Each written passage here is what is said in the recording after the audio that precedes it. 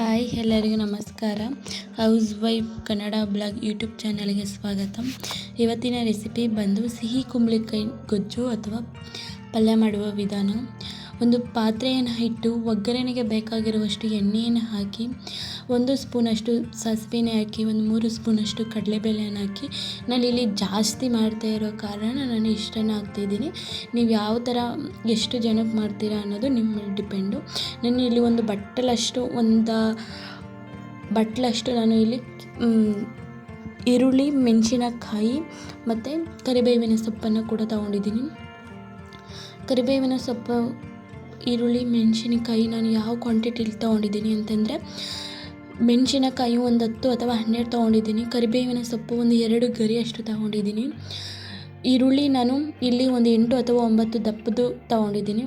ಮತ್ತು ಇಲ್ಲಿ ಒಂದು 3 ಟೊಮೊಟೊವನ್ನು ಕೂಡ ತೊಗೊಂಡಿದ್ದೀನಿ. 3 ಟೊಮೊಟೊ ಸಾಲಕ್ಕೂ. ಇಷ್ಟು ಜಾಸ್ತಿ ಕ್ವಾಂಟಿಟಿ ಮಾಡಿದ್ರು 3 ಟೊಮೊಟೊ ಸಾಕು. ನೀವು ಕಮ್ಮಿ ಒಂದು 4 ಜನ 3 ಜನಕ್ಕೆ ಮಾಡ್ತೀನಿ ಅಂದರೆ ಒಂದೇ ಟೊಮೊಟೊ ಸಾಕು.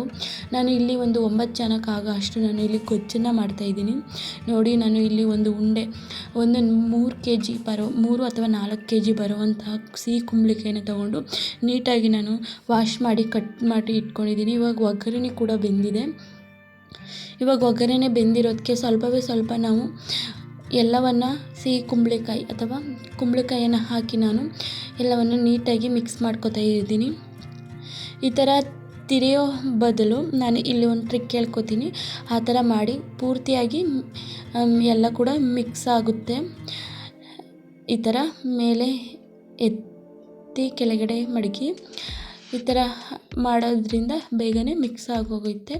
ತಿರಿಯೋ ಅವಶ್ಯಕತೆ ಇರಲ್ಲ. ನೆಕ್ಸ್ಟು ಇನ್ನೂ ಒಂದು ಸ್ವಲ್ಪ ತಿರಿಬೇಕು ಅಂತ ಅನಿಸ್ತು, ಆದ್ದರಿಂದ ನಾನು ಇಲ್ಲಿ ತಿರಿತಾ ಇದ್ದೀನಿ. ಅಂದರೆ ಒಗ್ಗರಣೆ ಕೆಳಗಡೆ ಇರುತ್ತೆ ಅಲ್ವಾ, ಅದರಿಂದ ಈ ಥರ ಬೇಯಿಸ್ಕೊಂಡ್ರೆ ತುಂಬಾ ರುಚಿಯಾಗಿ ಬರುತ್ತೆ. ಬೇಗನೆ ನೀರು ಹಾಕೋಕ್ಕೆ ಹೋಗಬೇಡಿ. ಒಂದು 20 ನಿಮಿಷಗಳ ಕಾಲ ಹಾಗೆ ಬೇಯಿಸ್ಕೊಳ್ಳಿ. ನೆಕ್ಸ್ಟು 1 ಲೋಟದಷ್ಟು ನೀರನ್ನು ಸಾಕು. ಇಲ್ಲಿ ನಾನು 9 ಜನಕ್ಕೆ ಮಾಡ್ತಾಯಿದ್ದೀನಿ ಅಂತಂದರೆ 9-10 ಜನ ಅಂದ್ಕೊಳ್ಳಿ. ಇಲ್ಲಿ ಅಷ್ಟು ಜನಕ್ಕೆ ನಾನು 1 ಲೋಟದಷ್ಟು ನೀರನ್ನು ಹಾಕಿದ್ದೀನಿ ಅಂದರೆ ನೀವು 3 ಜನ ಅಥವಾ 4 ಜನಕ್ಕೆ ಮಾಡ್ತಾಯಿದ್ದೀರಿ ಅಂತಂದರೆ ಒಂದು ಚಿಕ್ಕದು ನಾವು ಟೀ ಕುಡಿಯೋಕ್ಕೆ ಯೂಸ್ ಮಾಡ್ತೀವಿ ಎಲ್ಲ ಮನೆಗಳಲ್ಲಿ, ಅಷ್ಟು ಕಪ್ಪಷ್ಟು ನೀರು ಕೂಡ ಸಾಕು. ಇವಾಗ ನಾನು ಮನೆಯಲ್ಲೇ ತಯಾರಿಸ್ಕೊಂಡಿರುವಂತಹ ಖಾರದ ಪುಡಿಯನ್ನು ಯೂಸ್ ಮಾಡ್ತಾಯಿದ್ದೀನಿ. ಮತ್ತು ಸಾಂಬಾರದ ಪೌಡರನ್ನು ಕೂಡ ಹಾಕಿ, ನೆಕ್ಸ್ಟು ರುಚಿಗೆ ತಕ್ಕಷ್ಟು ಉಪ್ಪನ್ನು ಹಾಕ್ತಾಯಿದ್ದೀನಿ. ನಾನು ಇಲ್ಲಿ ಅರಳು ಉಪ್ಪನ್ನು ಯೂಸ್ ಮಾಡ್ತಾಯಿಲ್ಲ, ಹುಡಿ ಉಪ್ಪನ್ನು ಯೂಸ್ ಮಾಡ್ತಾಯಿದ್ದೀನಿ.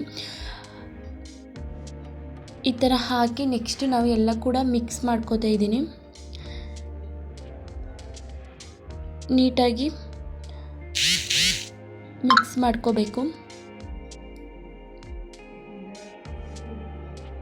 ಬೇಗನೆ ಆಗುತ್ತೆ, ಆದರೆ ಒಗ್ಗರಣೆಯಲ್ಲಿ ಬೇಯಿಸ್ಕೋಬೇಕಷ್ಟೇ. ಅದೇ ಒಂದು ಸ್ವಲ್ಪ ಟೈಮ್ ಹಿಡಿಯೋದು ಅಷ್ಟೇ, ಇನ್ನು ಬೇರೆ ಯಾವುದೇ ಕೂಡ ಟೈಮ್ ಹಿಡಿಯಿಲ್ಲ. ನಾನು ಇಲ್ಲಿ ಒಂದು ತಟ್ಟೆಯನ್ನು ಇಟ್ಟು ನಾನು ಇಲ್ಲಿ ಬೇಯಿಸ್ಕೊತಾ ಇದ್ದೀನಿ. ನೋಡಿ, ಇಷ್ಟೇ ಸಾಕು. ಈ ಥರ ಕುದಿಯುವಾಗ ಅಂದರೆ 1 ಲೋಟ ನೀರನ್ನು ಹಾಕಿದ್ಮೇಲೆ ನಾವು ತಿರಿಯೋ ಅವಶ್ಯಕತೆಯೇ ಇರಲ್ಲ, ಬೆಂದ್ಕೋತದೆ. ಆದಷ್ಟು ದೊಡ್ಡ ಪಾತ್ರೆಯನ್ನು ತಗೊಳ್ಳಿ ಈ ಥರ ಗೊಜ್ಜು ಪಲ್ಯ ಮಾಡುವಾಗ. ಇನ್ನೂ ಒಂದು ಸಲ ಕೂಡ ನಾನು ಇಲ್ಲಿ ಪಾತ್ರೆ ಮೇಲೆ ತಟ್ಟೆಯನ್ನು ಇಟ್ಟು ಮುಚ್ಚಳವನ್ನು ಮುಚ್ಚಿ ನಾನು ಬೇಯಿಸ್ಕೊತಾ ಇದ್ದೀನಿ. ಈ ಥರ ಒಂದು 3 ಸಲ ಮಾಡಿದ್ರೆ ಸಾಕು. 5 ನಿಮಿಷ ಬಿಟ್ಟು ತಗೋಬೋದು ಅಷ್ಟೇ. ಅಡಿ ಕಚ್ಕೊತ್ತೆ ಅನ್ನೋ ಭಯ ಬೇಡ, ಕಚ್ಕೊಳ್ಳೋದಿಲ್ಲ. ಫೋನ್ ಹತ್ರ ಇಟ್ಟಿರೋದ್ರಿಂದ ನೋಡಿ ಎಷ್ಟು ಆವಿ ಬರ್ತಾಯಿದೆ. ಈ ಥರ ಬೇಯ್ತಾ ಇರುತ್ತೆ, ಬೇಗನೆ ಬೆಂದ್ಕೋತದೆ. ಆದಷ್ಟು ಸಣ್ಣವಾಗಿ ಕಟ್ ಮಾಡಿಕೊಂಡ್ರೆ ಬೇಗ ಬೆಂದ್ಕೋತದೆ. ಇವಾಗ ನೀಟಾಗಿ ಬೆಂದಾಗಿದೆ. ಇವಾಗ ನಾನು ಮುಚ್ಚಳವನ್ನು ಮುಚ್ಚಿ ಬಿಡ್ತಾಯಿದ್ದೀನಿ. ಇಲ್ಲಿ ನಾನು ಸರ್ವ್ ಮಾಡೋದನ್ನ ನಾನು ಶೂಟ್ ಮಾಡ್ಕೊಳ್ಳೋಕ್ಕಾಗಲಿಲ್ಲ, ಫ್ರೆಂಡ್ಸ್ಗಳು ಬಂದಿರೋ ಕಾರಣ. ಪ್ಲೀಸ್ ದಯವಿಟ್ಟು ಕ್ಷಮಿಸಿ. ಇಷ್ಟವಾದರೆ ಪ್ಲೀಸ್ ಲೈಕ್ ಮಾಡಿ, ಕಮೆಂಟ್ ಮಾಡಿ, ಸಬ್ಸ್ಕ್ರೈಬ್ ಮಾಡ್ಕೊಳ್ಳಿ.